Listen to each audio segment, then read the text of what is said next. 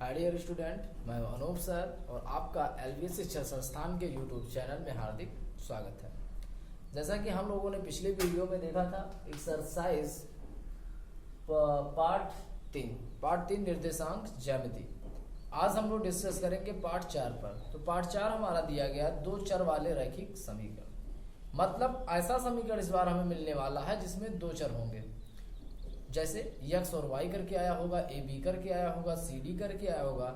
मतलब ऐसा कोई भी समीकरण जिसमें हमको दो चर मिलेंगे, ऐसे समीकरण को हम लोग क्या बोलते हैं? दो चर वाला रैखिक समीकरण। रैखिक समीकरण कब बोलेंगे? जब इन दोनों की घात एक होगी। अगर इनकी घात दो होगी तो दो चर वाला ये रैखिक समीकरण हमारा नहीं रह जाएगा। कोई डाउट? तो चलिए हम देखते हैं इसका एक्सरसाइज में पहला क्वेश्चन हमको क्या दिया है। पहले तो हम आपके स्क्रीन पर उपलब्ध करवा रहे हैं। कई बच्चों के पास बुक्स नहीं है तो वहां से वीडियो को पुश करके नोट कर लेंगे।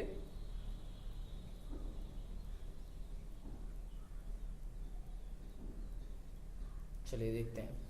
पहला क्वेश्चन हमारा दिया हुआ है, एक नोटबुक की कीमत एक कलम की कीमत से दोगुनी है। कह रहा कोई नोटबुक है जिसकी जो कीमत है वह कलम की कीमत से कितनी है? दोगुनी है। इस कथन को निरूपित करने के लिए दो चरों वाला एक रैखिक समीकरण दीजिए। कह रहा आप ऐसा कोई एक रैखिक समीकरण बताइए जिसमें ये दोनों चर के माध्यम से हम इसको दर्शा सकें। तो चलिए देखते हैं। बोला क्या गया? एक नोटबुक है और एक कलम है। मान लेते हैं, माना नोटबुक का दाम बराबर x रुपया और कलम का दाम बराबर y रुपया। अगर हमारा नोटबुक x रुपये में मिल रहा होता और कलम कितने में? y में, तो कंडीशन क्या कह रहा है? कारण नोटबुक की कीमत एक कलम की कीमत से दुगनी है। जो नोटबुक का दाम होगा ये कलम वाले से दुगना होगा। तो अगर हम प्रश्नानुसार बात करें तो नोटबुक वाला था x और कलम वाला था y। कहा क्या गया है? नोटबुक दुगुना है।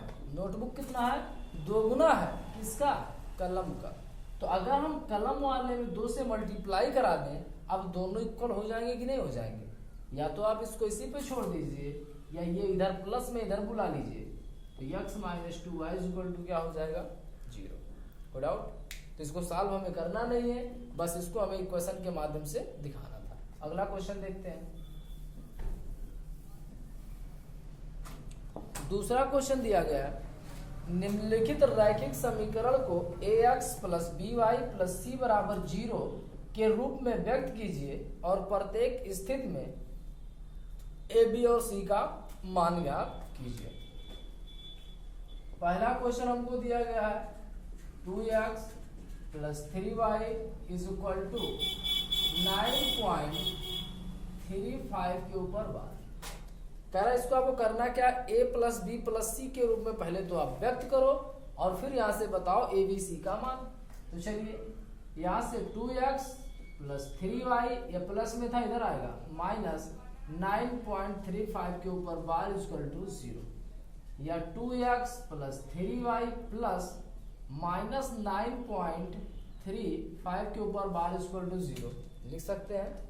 अब ये हमारा हो गया ax + by + c के रूप का।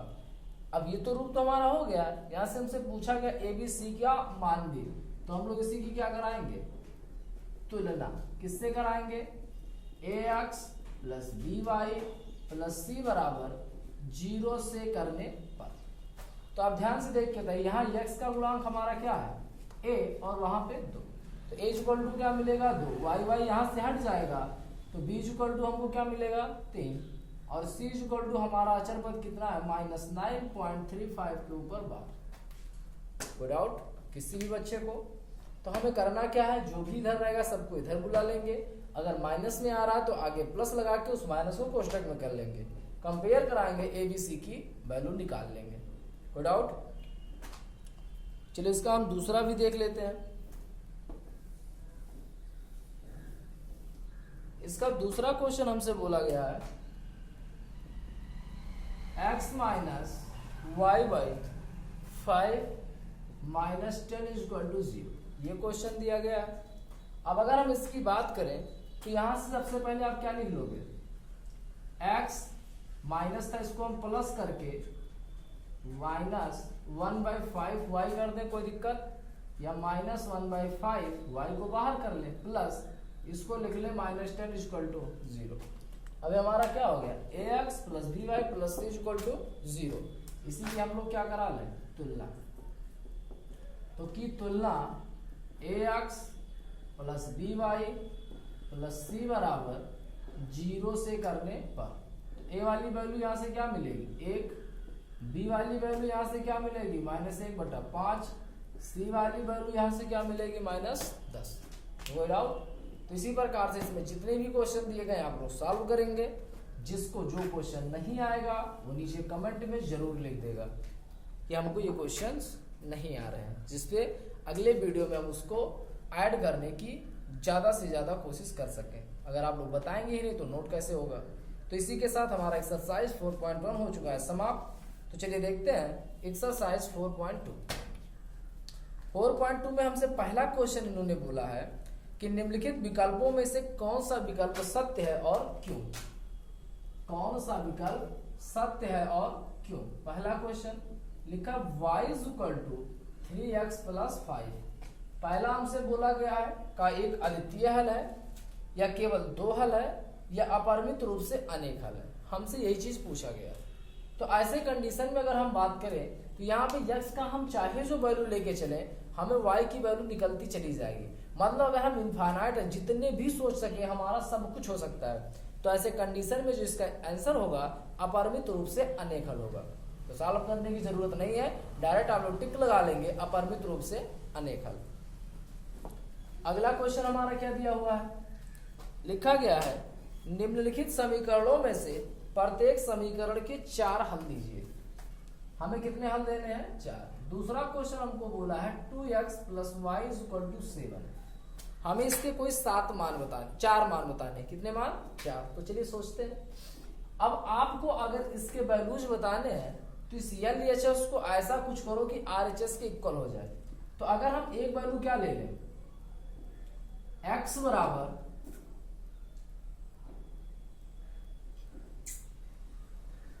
2 और y बराबर 3 ले लें LHS में, तो क्या हो जाएगा 2 × 2 + y = 2 + 2 y की जगह पे 3, 4 और 3 7। तो एक वैल्यू हमारा एक मान क्या होगा 2, 3। चलिए एक तो ये हमारा हो गया। सेकंड नंबर हम लोग क्या लेके चले, तो अगर हम x वाले जगह पे 1 ले लें और y वाले जगह पे 5 ले लें तब क्या आएगा।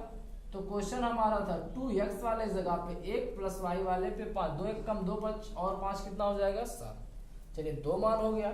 इसी प्रकार से तीसरा सोचिए आप लोग कोई, x बराबर अगर हम 0 रख लें तो y = क्या रख लें 7। तो यहाँ से हमारा हो जाएगा 2 × 0 + 7 = क्या आएगा 7। 3 पे हमारा हो गया। ऐसे एक वैल्यूज आपको और बतानी है, कोई जरूरी नहीं सब आप प्लस में ही लेके चलो, माइनस में भी लेके चल सकते हो। तो अगर हम x = क्या रख लें -ax = 3 रख लें तो y = हमारा क्या आएगा 1। कैसे देखते हैं, 2 × 3 + 1, 2 3 6 और 1 7। तो यहाँ से हमसे बोला था कि इसके 4 हल बताइए। तो पहला हल हमारा क्या होगा 2, 3। दूसरा आपका क्या होगा 1, 5। तीसरा हमारा क्या होगा 0, 7 और चौथा हमारा होगा 3, 1। कोई डाउट? तो इसका आप लोग आंसर शीट से मत मिलाइएगा, क्योंकि ये क्वेश्चन आपके डायरेक्ट सोचने के बेस पे है। हम लोग कुछ सोच रहे हैं, आपका जो एग्जाम्पल जो आपका आंसर आया हो सकता है वो कुछ दूसरा सोच के लाए हो। बस मेन चीज हमें क्या चाहिए कि हमारा यहाँ पे LHS में आप चाहे जो वैल्यू रखवाओ जिससे हमारा RHS से क्या आ जाए इक्वल, तो वह सब उसका हमारा क्या होगा हल होगा। ऐसे ही हमें इस क्वेश्चन के सबके कितने कितने हल बताने हैं 4। तो किसी को कोई डाउट होगा तो बाकी क्वेश्चन आप लोग करेंगे। हम देखते हैं अगला क्वेश्चन।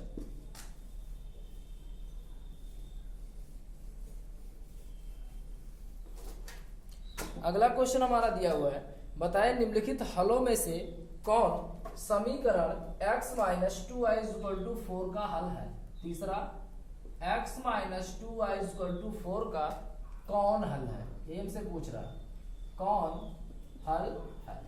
ऑप्शन में हमारा पहला मिला है 0,2, दूसरा मिला है हमको 2,0, तीसरा हमको मिला है 4,0, चौथा हमको मिला है √2,4√2 और पांचवा एक हमको मिला है 1,1। चलिए, अगर ये हमारे हल होंगे तो अगर जब हम इनके वैल्यूज रखाएंगे तो दायां पक्ष बाएं पक्ष के इक्वल आना चाहिए। अगर बायां दाएं के बराबर आ गया इसका मतलब इसका हल होगा, नहीं आया तो नहीं होगा। तो चलिए हम पहले की अगर बात करें, x पहला क्या है 0,2 से पहला जो होता है वो x का मान होता है, दूसरा जो होता है y का, मतलब 0 माइनस 2 गुणा 2 = y, -4 4 का इक्वल है। ये माइनस में प्लस में हमारा नॉट इक्वल है, मतलब ये हमारा आंसर नहीं होगा। दूसरा चेक करते हैं 2,0 से, तो x वाले जगह पे 2 माइनस 2 मल्टीप्लाई y वाले जगह पे 0 या 2 माइनस 0, 2 इक्वल होगा 4 के, नहीं, मतलब ये वाला भी ऑप्शन हमारा रॉन्ग है। तीसरा हमारा क्या दिया 4,0 से, तो x वाले जगह पे हमारा कितना होगा 4 माइनस 2 मल्टीप्लाई y वाले जगह पे 0 = 4। यहाँ से हमारे पास क्या है 4 = 4, अर्थात ये ऑप्शन हमारा क्या है सही है। तो यहाँ से हमारा कौन सा ऑप्शन सही होगा 4,0। कोई डाउट? ये देखते हैं अगला क्वेश्चन।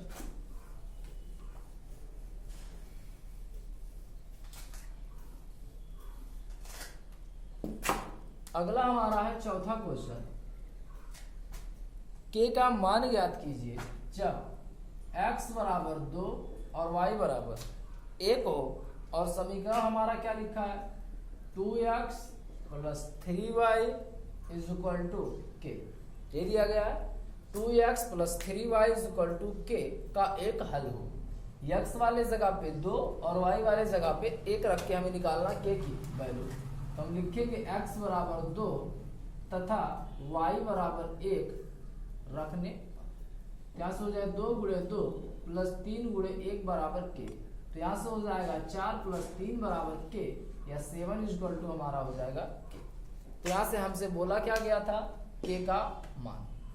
तो किसी को k का मान निकालने में कोई भी डाउट होगा नहीं, तो जहाँ पे जो जो वैल्यू हमको दिया होगा वही वैल्यू हमने क्या किया रखा है।